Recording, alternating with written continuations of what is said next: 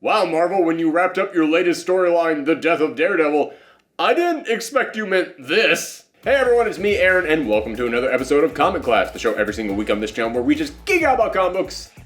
However, the phrase geek out kind of implies that we're being positive and happy and uplifting. Doesn't quite do justice to the somber and kind of depressing tone that today's episode is going to take. But before we get into the subject at hand, let me go ahead and do some house cleaning. And I mean that almost literally. Because normally Comic Class goes up on Wednesday, and this is of course coming out on the weekend, and you guys might be wondering why. The reason why, if you've been following me on Twitter, you know that over the past couple weeks we've had some problems with our apartment, by which I mean the walls have been leaking and there's been no way of stopping it.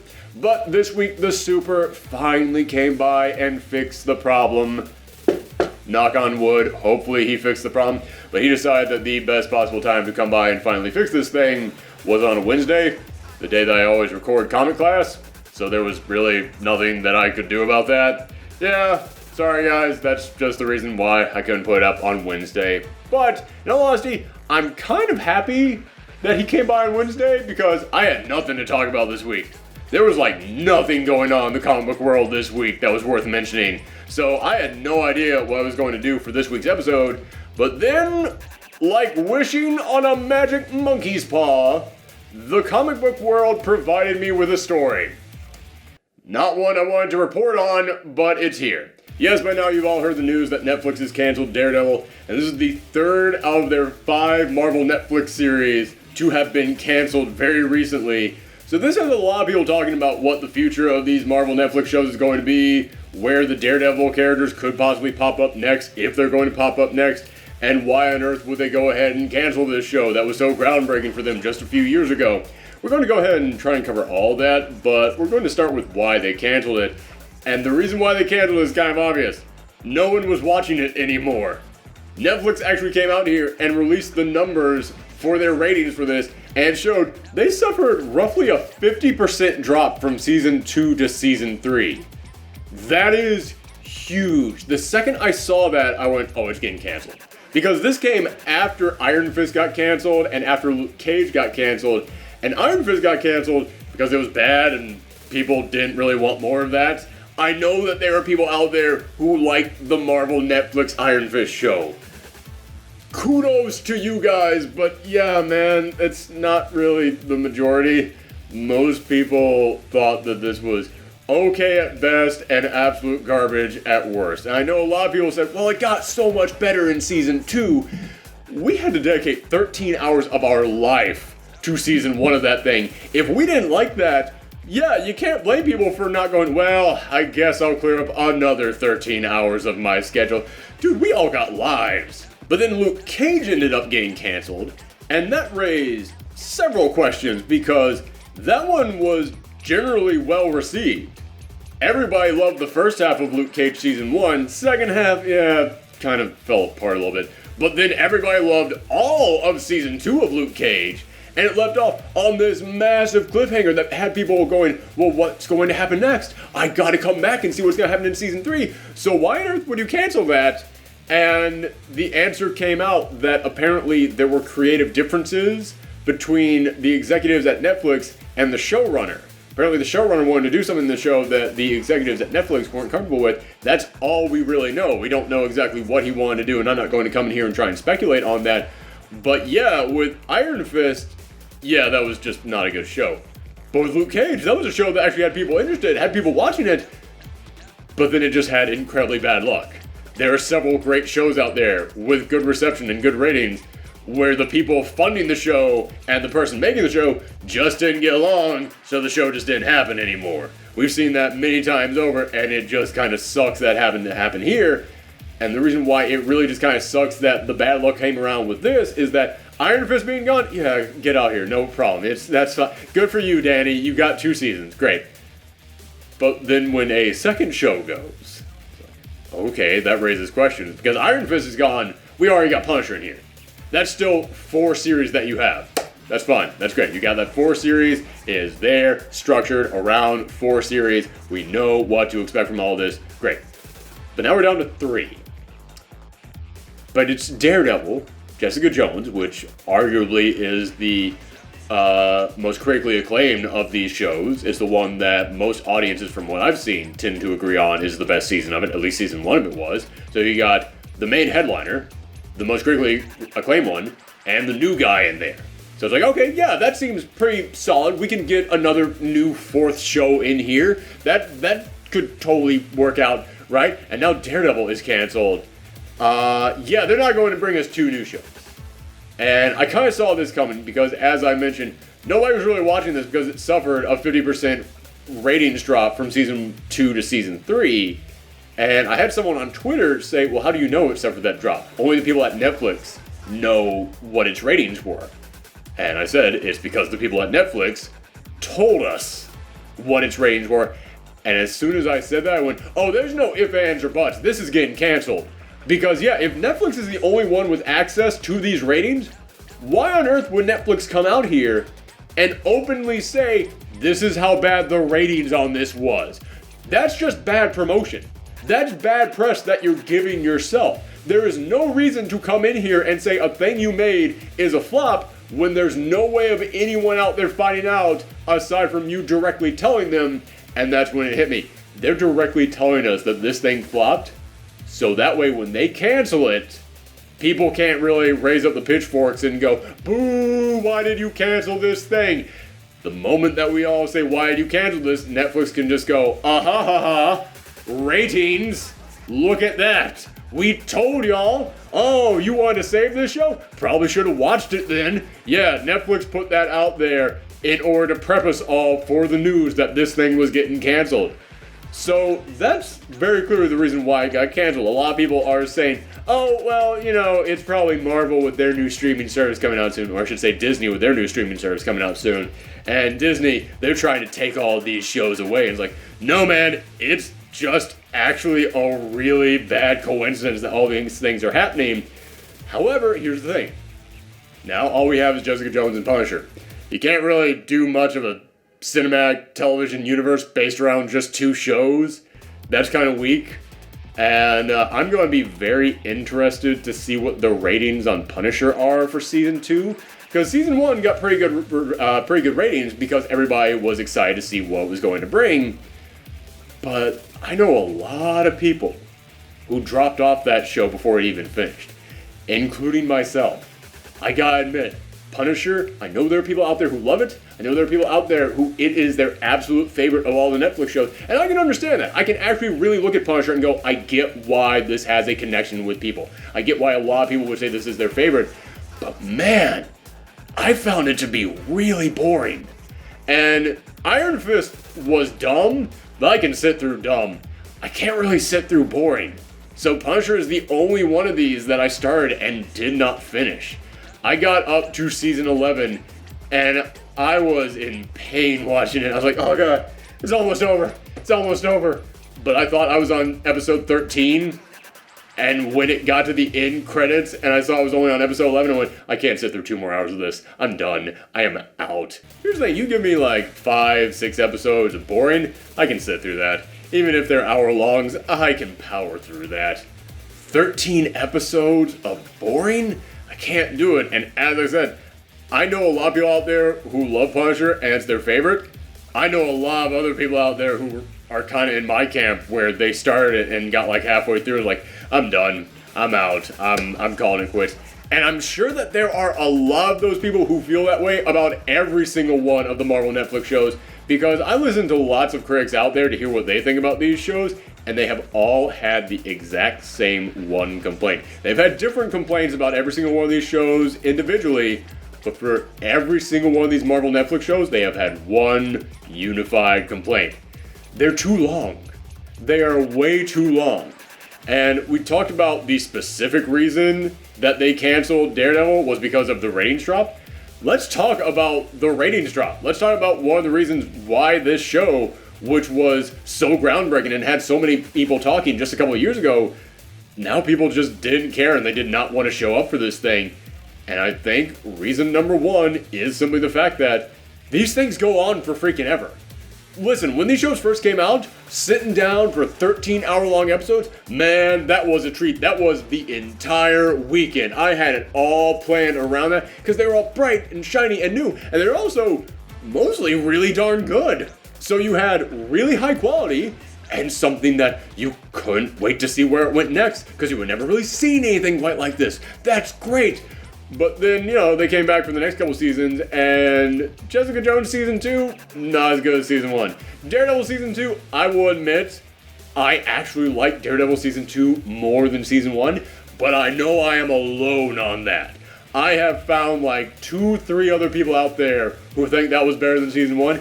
Everybody else was unified in, no, man, nah. The ninjas aren't nearly as impressive as the Kingpin. That is it. I am not sitting here for 13 episodes of this ninja crap. And yeah, so you had a drop in quality, but still 13 episodes that people had to sit through. And, you look over at Luke Cage. Yeah, Luke Cage Season 2 was better than Season 1. However, the second half of Season 1 had a lot of people going, wait, what? Hold up now. Who is this new guy popping out of nowhere and dismantling all the cool shit that was going on in the first half of this season? So yeah, there was a lot of people who was like, I don't want to sit through 13 more episodes of that. You gotta understand, 13 episodes for people out there with jobs and families and just their own personal hobbies and movies that they want to go and watch and games that they want to play and pets that they have to take care of and other responsibilities in their life. 13 episodes, each of which being an hour long, is a lot to ask from people. And at first, this whole binge-watching platform, it was great. Because you could just sit there and keep going and keep going and keep going, and it got you addicted to this stuff.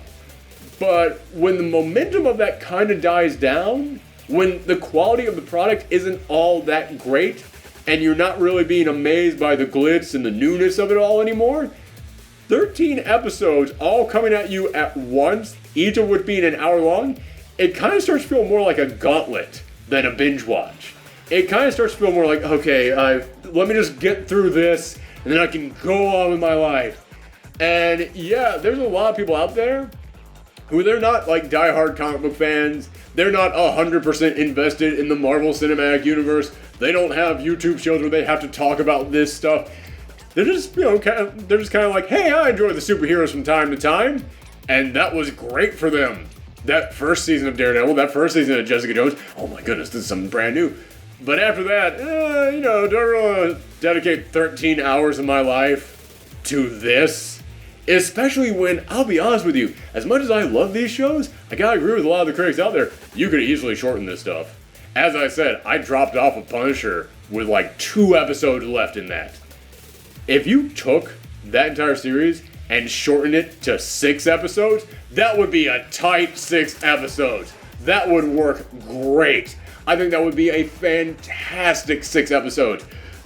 13 episodes? That is a watered down 13 episodes. I know you might be saying, but Defenders was only 8 episodes, so they kind of learned from that, right? Yes, Defenders was only 8 episodes. Here's the other reason why the ratings on Daredevil kind of dropped. Defenders was not that good. Listen, I was praising it when it first came out, but I was praising it in that like, yeah, it's good, it's alright, it's just a little wet, it's still good, it's just a little slimy, it's still good, it's just a little airborne, it's gone, I know. Yeah, I did like it, but on the same level that, I kind of like, I don't know, cheese. It's not exactly healthy for you. It's not exactly the best thing that you can ingest into your body, and after too much of it, you get sick. But, I'll put some on my burger. It's fine. That works out okay. Yeah, and this was 8 episodes of just American sliced cheese just stacked on top of each other. That's kind of gross. And yeah, after like a month or 2 went by after I reviewed the show, I kept looking back at like all the positive stuff that I said about the show, and I was like, that stuff is fading from my memory fast, and I'm only really remembering that again, it's kind of rough to get through some of that stuff. And here's the thing that you have to remember. It's not like we got a bad show and that just doomed everything. No. We got the bad show that everything was leading towards. This was their Avengers. This was the thing that everybody who was watching those Netflix shows kept talking about, the same way that when you were watching Captain America and Thor, you were like, oh man, it's all leading into the Avengers, guys. Oh, I can't wait for that movie to come out. Avengers came out, and that was great. So it got people excited for the rest of the Marvel Cinematic Universe. Everybody was looking forward to Defenders, and it was, okay, it's fine, it's alright, it's passable, and 8 episodes of, it's alright, it's fine, is not that fun. It's not something that you really want to do again. So that got a lot of people to start thinking, do I really want to stick around for the rest of this? And that's kind of where all the pieces start to fall apart. That's when a lot of people who had been riding the Netflix train just said, yeah, I think this is my stop. I think this is where I'm getting off. I'm not sitting through, 13 plus 13 plus 13 plus 13. I'm not sitting through that many 13 hours all over again to lead up to this. Again, it wasn't worth it. Was not worth it. I enjoyed each of these things individually, but this is as good of a jumping off point as I am ever going to get. So even though they were putting out there really high quality stuff like Season 2 of Luke Cage, Season 3 of Daredevil, a lot of those people who had been looking forward to the Defenders, they kind of walked out like, yeah, I've seen it. I've done what I need to do. I fulfilled my contractual obligation to the superhero stuff. I'm good. I'm out. But didn't you really enjoy Daredevil all on its own? Yeah, but do you really want to go back to a restaurant when you know that the dessert that comes at the end is really bad? I'll just go to another restaurant out there. There's no shortage of them out there, and some of them have really good desserts out there. My metaphors are getting worse and worse as this series goes along. So yeah, the long stretch that every single one of these Netflix shows took up, and the kind of lackluster big show that they were all leading towards, that's kind of what caused this show to go down. That's kind of what caused people to give up on even the big name character that they had all been sticking by. Which leads me to the next question, what's happening to Jessica Jones and the Punisher? Because, yeah, you can't exactly keep this whole universe that you're building going on just those two guys. And Punisher Season 2 has already wrapped up. Jessica Jones Season 2, I think they just wrapped it up, or they're about to wrap it up. So, in other words, they are still getting a Season 2, but I'll be honest with you, unless they just do 100% gangbusters, I do not see that coming back. Even if they just get okay ratings, I think Netflix will look at that and go, do we really want to have to worry about this big dedication that we have over to Marvel and have to worry about dealing with them and all the rules of what we can and cannot do with these characters for just okay ratings? Yeah, that seems like more work than it's worth. So I gotta be honest with you guys, I think that we're looking at the end of those two series as well. I think that they're both going to get their Season 2s that are already filmed, and then that'll kind of be it. And I know there are a lot of people out there who have been suggesting that this is secretly Disney's fault, that Disney has been strong-arming Netflix into canceling all these shows because Disney has their own streaming service coming out soon, and they're going to have their own Marvel shows on there, and they don't want to have their Marvel shows compete with the Netflix Marvel shows. And I'm not saying that's crazy. I'm not saying that there's a 100% chance that's not possible, but I say there's like a 90% chance that that's not possible. Simply because, yes, if Disney has a Marvel show on their own streaming service, they will make more money on it than if they have a Marvel show on another streaming service, because then they have to share the profits from that show with said streaming service. So I can understand Disney going, hey, we just want to get all of our shows on here. But Disney has also kind of made it clear, yeah, the gritty, dark stuff that you're seeing on Netflix, we're not doing that over here. That's not going to be on our streaming service. So, yeah, considering that this is a thing that just would not exist on the Disney streaming service and appeals to an audience who might have zero interest in picking up the Disney streaming service to begin with, it looks like this is just a recipe for them to lose more money if they come in here and decide to start canceling this stuff. And I can't really picture Disney looking at that and going, how can we make less money? Disney isn't really known for making those decisions. So if I had to point at anybody in a weird conspiratorial way and say, I think that they might have influenced this decision some, I think it might actually be Mark Millar. And I don't mean like Mark Millar came in here and said, well, I'm only going to give you my shows if you cancel the Marvel shows. No, what I mean is that Netflix has the whole Millar universe of streaming shows coming out soon, and they are also aimed at a more mature audience out there, and they are also all based on comic books. However, Mark Millar is one dude. Disney is a giant corporation that Netflix has to jump through all these hoops and do all these tricks and flips around in order to make this stuff work. I can't help but think that when Netflix signed on Mark Millar, they looked at that and went, which of these two guys is way easier to work with? Which of these two would be way simpler on us to dedicate resources to moving forward? And I think that when that decision was made, they were like, yeah, the Netflix shows just ain't worth it anymore. We still got something coming that's along those same lines, but it's far simpler on us to make. So yeah, I think that might have had something to do with all this. And now let's move into the final question that everyone has, which is, what does this mean for the future of all these characters who were in the Marvel Netflix shows? Could they possibly pop up in the movies? There's a slim chance of that. Let's be real. Disney has established this really unique formula of creating movies that you don't have to watch to see the next one, but they make you feel like you have to. It's a great scheme is what it all is. It really is like some great like shell game. It's like, oh yeah, okay, so you want to watch Spider-Man? Well, you gotta watch Civil War over here, and then you gotta watch this one over there. And you don't actually have to do any of that. Almost all these films explain to you what happened in them, what little bits of information you need, and even if you don't understand anything, typically just here and gone pretty quick. Unless it's something like Civil War or Infinity War, you're pretty good typically. You don't really have to do that, but you feel like you have to. However, I think that if all of a sudden Daredevil popped up in the Avengers as anything more than a quick cameo, which I would love to see him pop up in some real quick cameo. I would love to see that happen.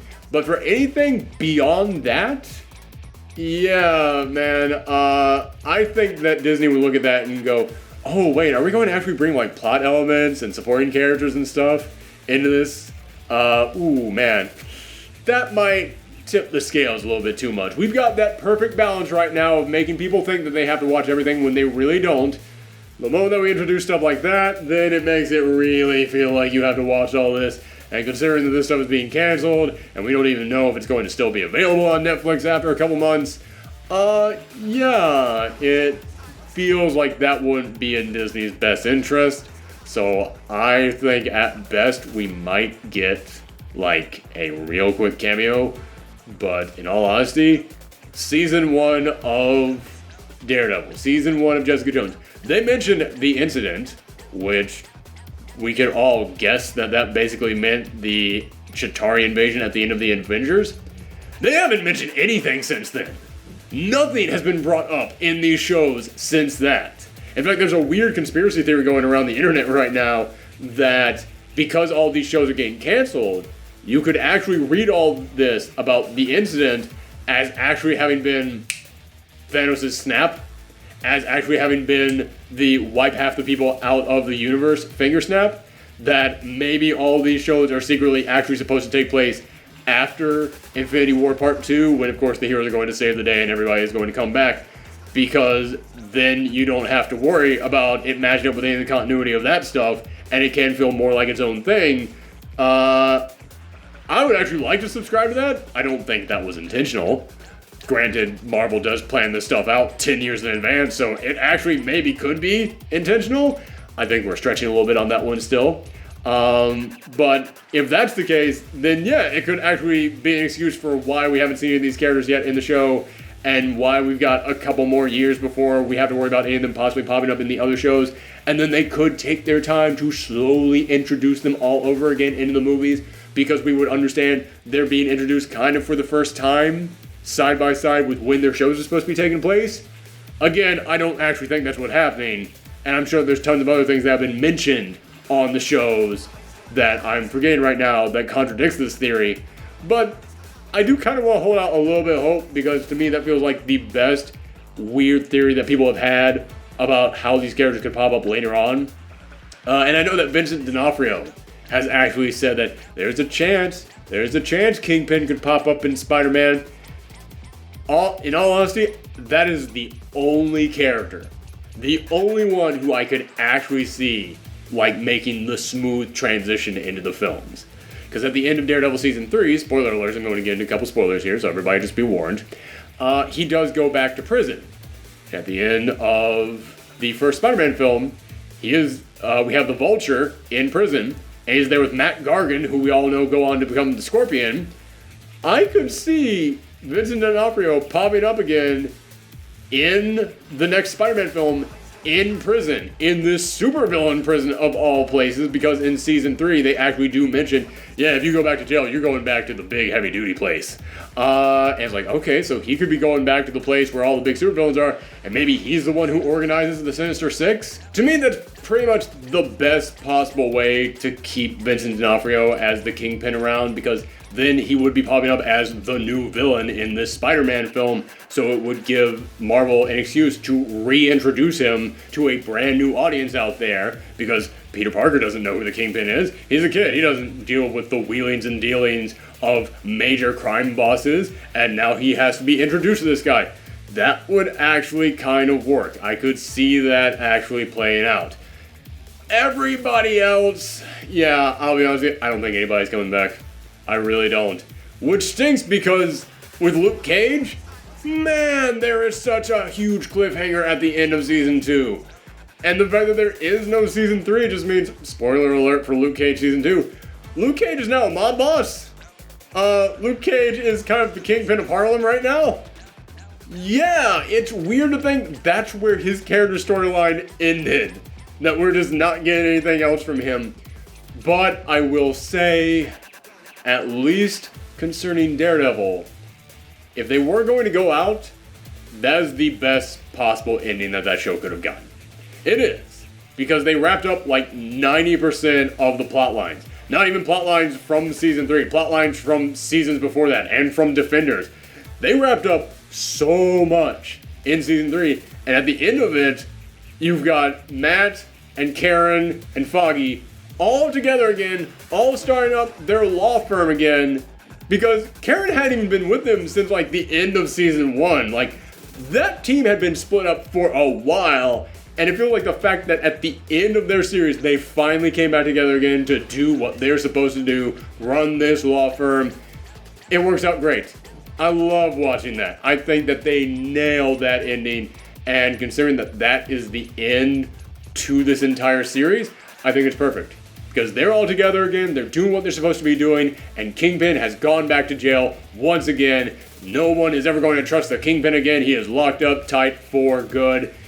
Only dangling plot thread is that, yes, they did tease Bullseye at the end, but I gotta be honest with you, I didn't like Bullseye in Season 3. I didn't. I know a lot of y'all out there did love him. I really did not. I thought he was actually kind of lame in this season. So, yeah, the fact that I'm never going to get to see that character return and be the official version of Bullseye, I'm kind of okay with that. Don't get me wrong, they could have completely rewritten him, they could have completely changed him around, they could have made him great, but, you know, I'll take what I got on this. I'm fine with the ending that you guys gave me. Also, I can look at that tease that they put for Bullseye at the end of that as like, and the adventure continues. They're still gonna go out there, they're still going to fight supervillains, it's gonna be fine. They're still gonna be Daredevil and Karen and Foggy, everything's gonna work out great for these guys. So, yeah, even though I'm sad to see it go, I'm more sad about Luke Cage because that didn't get a resolution. Daredevil got a big resolution. Daredevil had like 3 seasons and a spin-off show's worth of resolution all there at the end. So you know what? I'm fine with it. I am absolutely fine with how that show ended. But those are just my thoughts. Let me know yours in the comments down below. Do you think Daredevil wrapped up just fine? Do you really wish that there was a Season 4? Are you okay with it ending at Season 3? What do you think is going to happen to the future of these Netflix shows? Do you think these characters are going to pop up again? There's a lot of questions that we asked on today's episode. So let me know your thoughts and more in the comments down below, or on Twitter, Twitch, and Tumblr at Professor Thorgy. Thanks for tuning in, everyone. Come back next week. Bye.